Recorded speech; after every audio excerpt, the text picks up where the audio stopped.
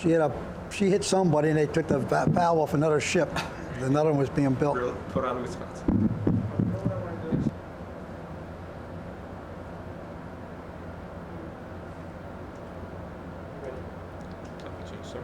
Today is May 23rd, 2001, and we're here at the Battleship New Jersey, now berthed in Camden, New Jersey.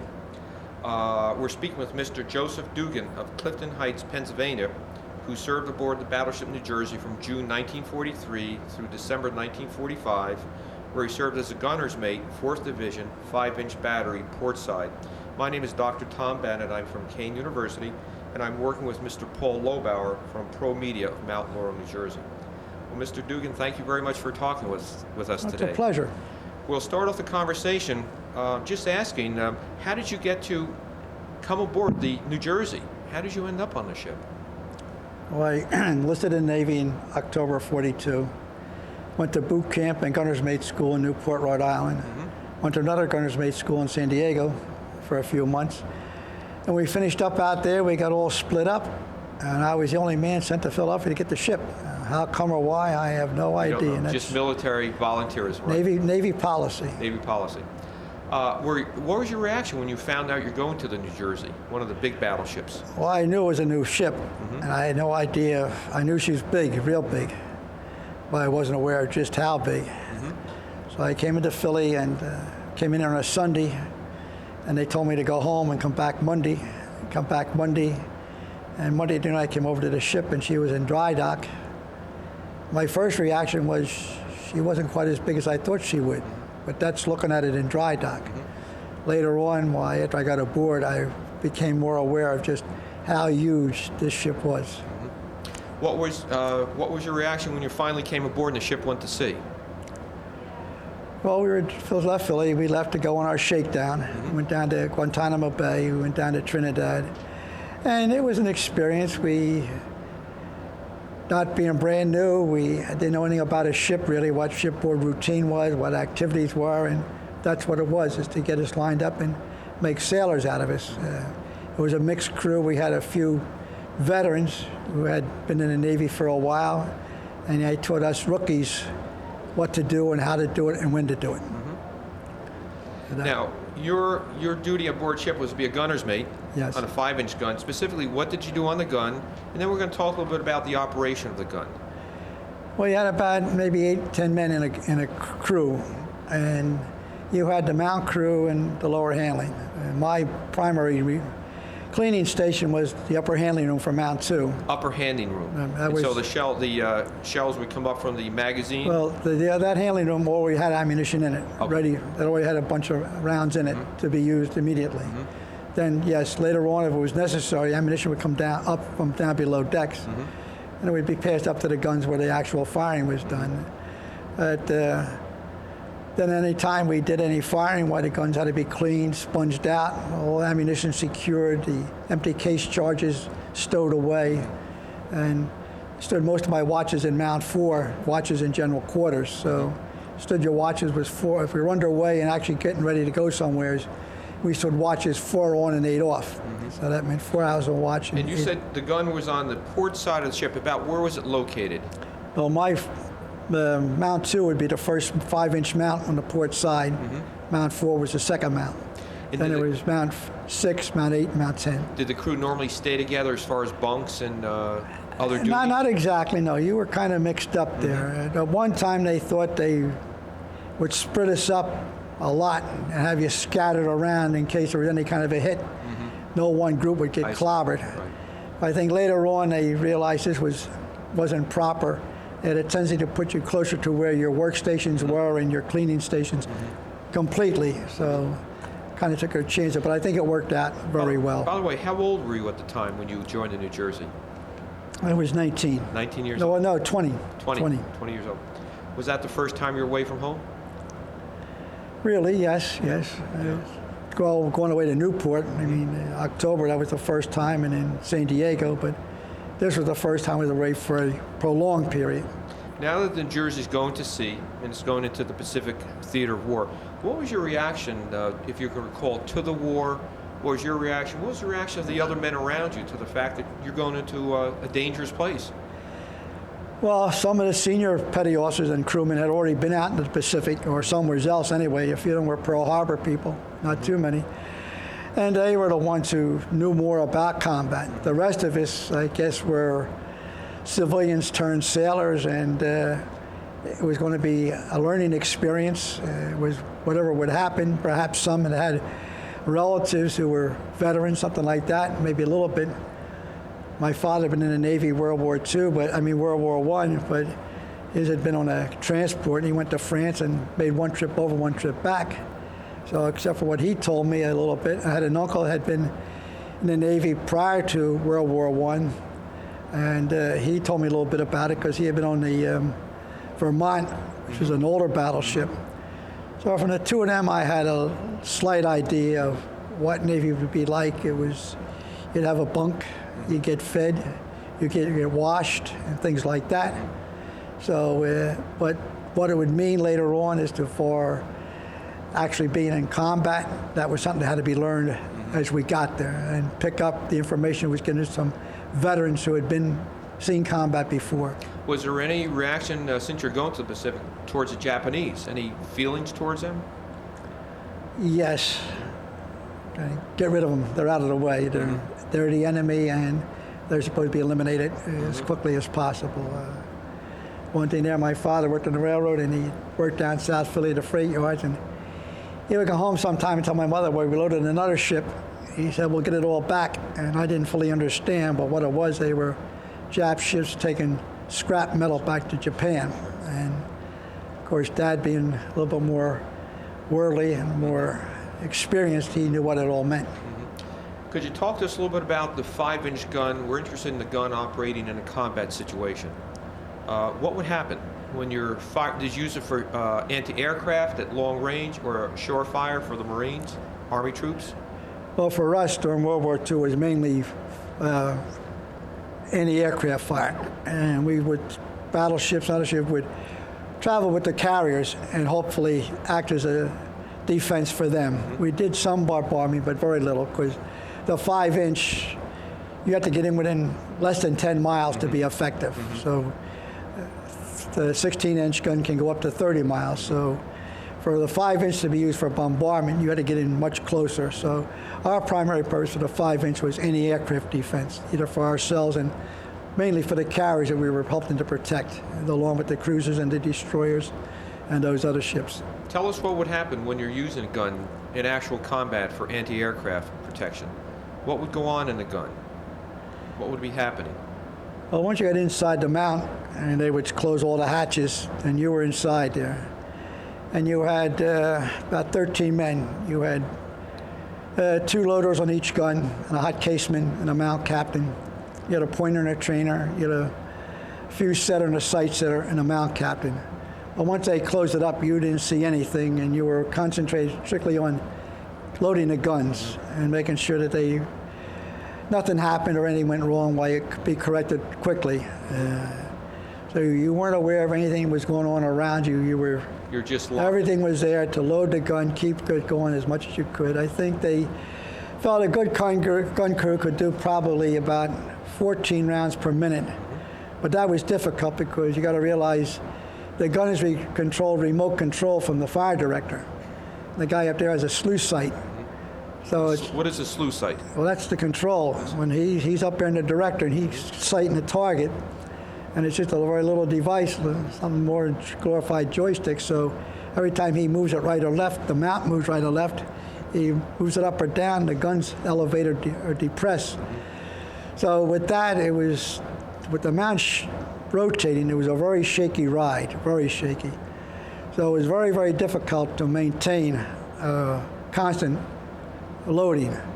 On the loading machine drill, which was up another deck, that was fixed. It didn't rotate. It usually didn't move unless you hand cranked it. So it was usually set at a slight angle. It was used to get your muscles and your rotation, your coordination, and also 2 or 3 guys working together as a team, load the gun, get the hot case out of the way.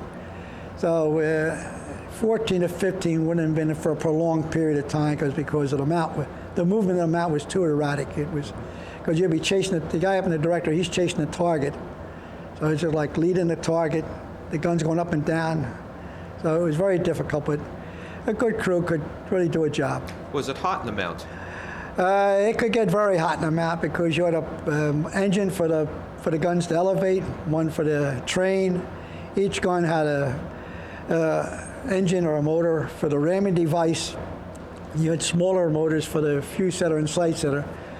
So if you were in the mount and you were actually in there for 15 to 20 minutes or more, and sometimes we were, it could get very, very hot. Because there was no air conditioning. You couldn't open anything. There was just the mount captain's hatch was open. The rear hatch where the hot cases went out. So there was very little air. So after a short period of time with all those engines and the hoist motors, it could get very, very hot. Something like a sauna. During combat then, what would you experience in mount? Just rapid firing of the gun and no sense of what's going on outside? You had no sense of what was going on outside. Once in a while, if there's a ceasefire, you were aware that if we would cease firing, the target had come in too close, the machine gun could be firing yet. So you'd be aware of them because we were right next to machine guns. But for us, it was a matter of, you wait for the commands, come down to, you get a standby, and then you get commence firing, and that's when you start to load. And then just load as fast as you possibly could. You weren't aware of anything else until you got a ceasefire. Sometimes there would just be a matter of a short time. You may stay in motion. You wouldn't stop the mount. The mount would keep going because they'd be waiting to pick up another target maybe. So it was just, you could be in that mount for a little bit of time, a little bit longer than you would think sometimes. An hour, 2 hours? I don't say it'd be 2 hours. It could be about an hour. Yeah. And then you get a cease. Then you may get a slight break to go out and clear out the brass that was outside to get it out of the way so it wouldn't interfere with the rotation of the mount. Maybe outside for a while until the next time they were aware that the targets were getting closer or something like that. You go back in again, close everything up, and get ready again. And it was pretty much the same for target firing when the plane would tow a sleeve by. And then you would always get a break in the air because the plane would go by. You had to get your few rounds off. It was about the most you could do, 4 or 5 rounds, and you get a ceasefire, straighten things out, wait for the plane to come around a second time and do it again. A few times we had fired at sleds, which would be towed by a tug or a smaller ship. How many times was your gun involved in combat situations? That I really couldn't tell you. You'd have to get a logbook from the gunnery office because that varied from time to time. Because sometimes you go out and you'd be out quite a while before you actually use them until you met some resistance. Now, were you at the Battle of Okinawa, I guess? Yes, that was our last. That was our last one. The last big battle for the New Jersey. We were there for about 2 weeks. There was a lot of kamikaze attacks. Yes, there was. Was your 5-inch guns were involved in trying to repel those attacks? Yes, we were. We were in them. But as I say, you're inside the mount, you don't see any of it. Sure. The mount captains did sometimes, but once a mount captain was aware that the gun was in the right position, he would keep his eye on the gun crews to make sure things were going on. He wasn't too worried about it. During the kamikaze attacks, did you spend a lot of time in the gun as a result of that? Waiting for a fair amount. That would have to be very difficult for me to say, especially we were there for about 2 weeks. At about the second, going to the third week, they sent us back to Seattle for an overhaul for some reason. It was engineering related, and I don't know anything about anything below decks. That's foreign to me. Did you ever get any communications or a statement that your gun actually shot an airplane down, or were you removed from that actual situation? Was it a group effort of a number of guns? After firing was all over sometimes, we get the word down that we hit the target. But there would be very difficult to say, yes, our gun hit it, because you say it would so be that all 5-inch mounts on the port side were firing at the same target. That's 10 guns firing at one target, plus 40 millimeter guns. 20 millimeters were out there unless it got in close. So to say our gun actually hit it, I like to say yes, I could prove it. No, there was no way to confirm, your shell hit. Sure. You were aware sometimes, somebody will tell you that, well, we knew it was guns from that side, that they could tell by the explosion, the gun burst, and the target. Yeah, we hit it. Once you're finished firing your gun, whether it's in practice or actual combat, what do you have to do to clean the gun, and how long does it take to clean and maintain your gun system?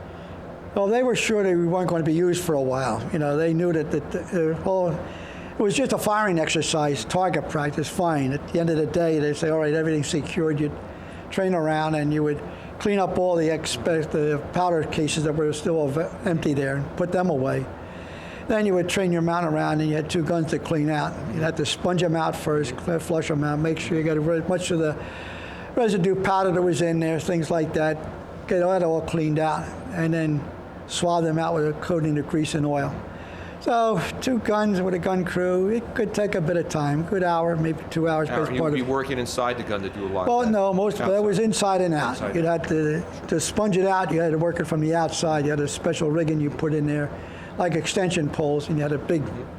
You see the guys ramming the shell into the old breech loaders, you know, the old, Civil War.